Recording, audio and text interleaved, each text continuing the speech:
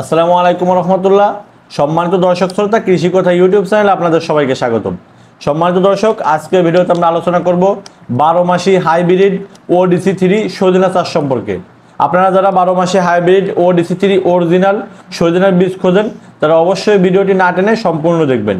সম্মানিত দর্শক, আমরা কিন্তু ইন্ডিয়া থেকে একদম অরিজিনাল ODC3 হাইব্রিড সজনার 1 কেজি সাইজের প্যাকেট এনে থাকি এবং কৃষক পর্যায়ে সরবরাহ করে থাকি।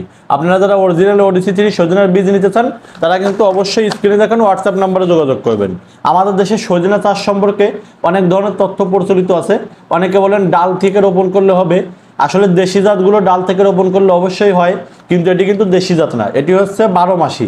12 মাসি সজনাটা কিন্তু বছরে সাধারণত 2 থেকে 3 বার ফলন দেয় এবং ফলনও তুলনামূলক বেশি থাকে, যা বাণিজ্যিকভাবে চাষের জন্য ব্যাপকভাবে লাভবান হয় কৃষক।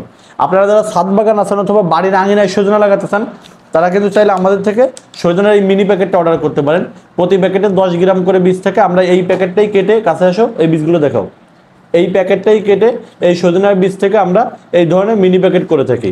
আপনারা এই মিনি প্যাকেটও নিতে পারেন। প্রতি প্যাকেট বীজের মূল্য মাত্র 80 টাকা। সারা বাংলাদেশে ক্যাশ অন হোম ডেলিভারি পাঠানো হয়।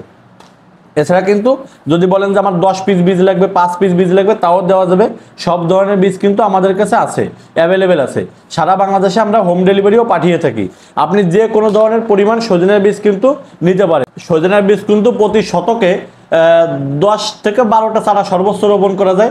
অবশ্যই যদি আপনি বাণিজ্যিকভাবে সজনা চাষ করতে চান সেক্ষেত্রে আপনার উপজেলা কৃষি কর্মকর্তার সঙ্গে পরামর্শ করেই তারপরে আপনি বীজ সংগ্রহ করবেন এবং বাণিজ্যিকভাবে চাষবাসে উদ্বুদ্ধ হবেন। এছাড়া কিন্তু আবেগের বশে অবশ্যই চাষবাসে উদ্বুদ্ধ হবেন না, এতে কিন্তু আপনি আর্থিকভাবে ক্ষতিগ্রস্ত হতে পারেন।